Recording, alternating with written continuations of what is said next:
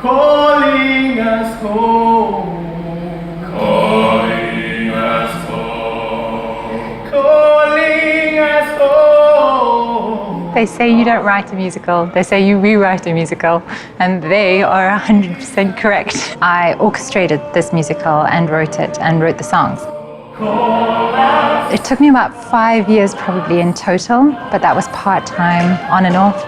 And then the last 2 years have been incredibly intense. Telling these stories is not just about having a job and telling a story on the job. You want to be telling stories that matter. And having an opportunity, like with Calling Us Home, to give people a story about hope, about love, about being able to overcome difficult times is something very inspiring for me.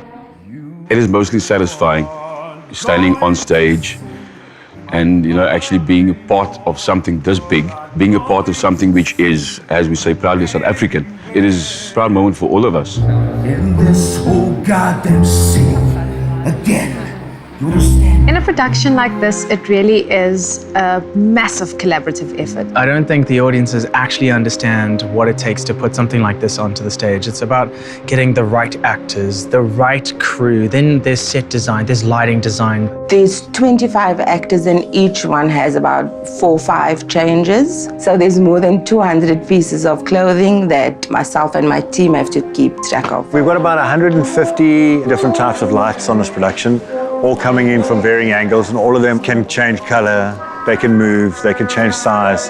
So it's our job to hone them all in and choose that exact right color for that moment in the scene. So I take their vision and I try and sort of add to it and help it grow. It's about that blend of musical theatre where you've got to bring all the 3 elements together and make it seem absolutely effortless. Repetition over and over again until we get it, until we get the choreography. It's not necessarily us putting choreography on them, but them actually bringing the physicality out and making them look good in terms of what it is that they're able to do. Basically, at the end of the day, making it their own, so that the choreography also tells the story and not just the words or the music. It really becomes this giant moving organism where everyone's committed to telling a story together.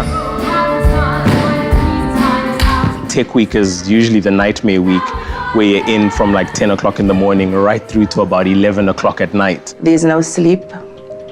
Our families don't know us anymore. You really have to be quite strong, not just physically, but mentally, because you're repeating things over and over again. It can get really frustrating. There are no retakes when you're live on stage. It just makes you able to, when things happen, to be thinking on your feet and pick it up and keep the ball rolling, really. The opportunity to motivate someone, the opportunity to inspire them, to encourage them, that's what keeps me coming back every day. I came to find you. There's nothing like it. The audience applause sounds like rain. It's what we do this for. We do this for the audiences. I think it's better than $1 million. It's that validation from the audience to say that we see you and we love what you did. There's nothing that kind of compares to it. With an audience that just comes on the journey with us and opens their hearts to it, which is an incredible privilege for us.